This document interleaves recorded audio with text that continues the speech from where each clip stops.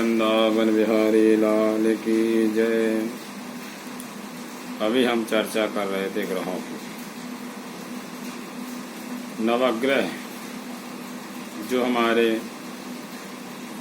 देवता कहलाते हैं, वही देवता हमारे इंद्रियों के रूप में हमारे हर कर्मों में सहयोग देते हैं। ग्रहों में सर्वश्रेष्ठ ग्रह सूर्य नारायण देवता हैं।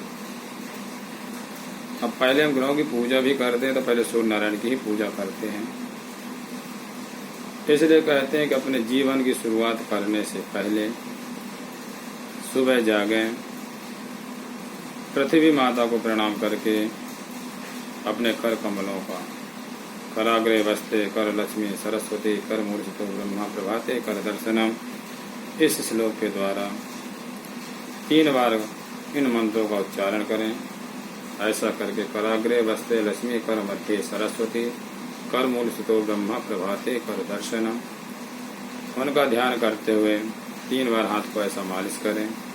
तो उन भगवान की छवि को स्मरण करते अपने चेहरे में 3 बार फेरें। फिर पृथ्वी माता को प्रणाम करके अपने बिस्तर से उठ के बाहर निकलें, स्नान करें। स्नान करने के बाद में जो भी समय आपके पास है, स्नान करने के बाद सूर्य नारायण को अर्घ्य दें। आपके घर में जो मंदिर है उन मंदिर में जा कर के अपने इष्ट का ध्यान करें, पूजा करें। फिर अपने जिंदगी का दिनचर्या का संचालन चालू करें, जिसके करने मात्र से आपके जीवन में सफलता अवश्य प्राप्त होगी। सूर्य नारायण हमारे कर्मों के साक्षी इसलिए कहे जाते हैं, वो प्रत्यक्ष देवता हैं। इसलिए कहते हैं कि हम रात में न तो दान देते हैं, न किसी की विदा करते हैं, न किसी की पूजा करते हैं। नवरात्रि शिवरात्रि पर्वों को छोड़ करके रात में पूजा वर्जित रहती है। इसलिए कहते हैं कि सूर्य नारायण हमारे कर्मों को साक्षी संकल्प भी करते हैं। तो सूर्य उदय होने से सूर्य अस्त के बीच में जितने भी कर्म किए जाते हैं, अच्छे कर्म, दान पुण्य यज्ञ इत्यादि, ये हमारे देवताओं को स्वीकार होते हैं। रात्रि के समय यदि हम यज्ञ इत्यादि करते हैं तो प्रायः तो तांत्रिक विद्या बन जाती है, क्योंकि सूर्य नारायण अस्त की ओर चले जाते हैं, चंद्रमा रहते हैं। सूर्य नारायण की पूजा करने के बाद में मन को पवित्र करने के लिए हमें भगवान का स्मरण करना पड़ता है, जैसे कहते हैं चंद्रमा। जब हमारा चंद्रमा यानी मन हमारा अच्छा रहेगा और प्रकाश के द्वारा, मन अच्छे के द्वारा जब हम कोई कर्म करते हैं तो कहते मंगल ही होता है। तो मंगलवार देवता आ जाते हैं। और जब इन कर्मों करते हैं तो हमें बुद्धि लगानी पड़ती है, विवेक लगाना पड़ता है कि हमें क्या करना चाहिए, हमारी जिम्मेवारी क्या है, हमारे गुरु ने आदेश क्या दिया है, हमारे माता पिता क्या आदेश दिए हैं, हमारा इष्ट की कृपा पाने के लिए हमें क्या करना चाहिए, उसको कहते हैं बुद्धि।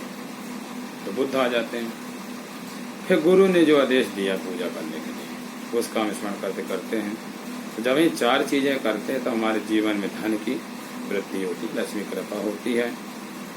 और जब इन 4 की कृपा होने के बाद में शनि देवता की कृपा पाने के लिए इन सब का आदर करते हैं, तो शनि देवता हमारे जीवन में कृपा करते हैं।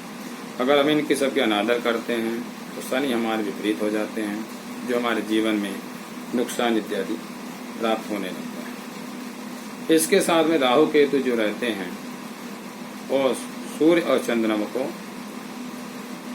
जीवन में हर कार्य में हस्तक्षेप करते हैं। ग्रहण भी सूर्य और चंद्रमा को ही लगता है, क्योंकि सूर्य खराब रहा है, बुद्धि अच्छे कार्य नहीं कर सकती तो मन भी खराब रहेगा।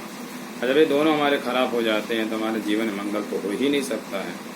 और जब मंगल कार्य करने के लिए तो बुद्धि भी नहीं अच्छी लगेगी अच्छे कार्य में, और गुरु की भी कृपा प्राप्त नहीं होती है। इसलिए कहते हैं ग्रहों में सूर्य नारायण को अर्घ्य देना सर्वोपरि माना गया है।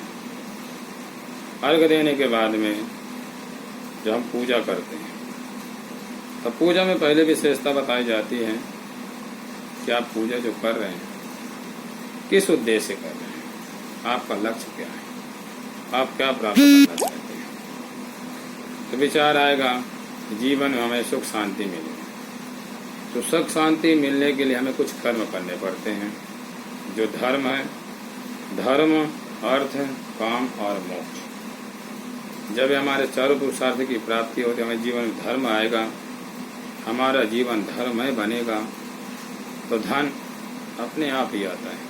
धर्म और धन के द्वारा जो भी कर्म किए जाते हैं उससे हमारे कर्मों को देखकर प्रसन्नता मिलती है और उससे हमें मुक्ति की प्राप्ति होती है। यदि हम भगवान से मुक्ति मांगते हैं तो मुक्ति नहीं मिल सकती। मांगने से कोई वस्तु मिलती नहीं है। हम कुछ ना मांगे और अपने विश्वास गुरु के प्रति, ईश्वर के प्रति इतना टूट बना के रखें कि हमारे हर समय, हर परिस्थितियों में हमारा इष्ट, हमारा कुल देवता, हमारा पितृ, माता पिता, गुरुजन हर समय हमारे साथ रहते हैं। जब हमको ऐसा विश्वास होगा, विश्वास जब ही होगा जब हम अच्छे कर्म करेंगे। तो इसलिए देवताओं की पूजा हम लोग करते हैं। उन देवताओं की पूजा के प्रभाव से हम देवमय बन जाते हैं, तब भगवान की पूजा करने का हमें अधिकार मिलता है और उस पूजा के द्वारा हमें मुक्ति की प्राप्ति होती है। आज हम इतनी चर्चा करेंगे। कल फिर समय वक्त आप लोगों का आशीर्वाद जैसा रहेगा उस प्रकार से चर्चा विचार किए जाएंगे। जय श्री कृष्ण, जय श्री राम।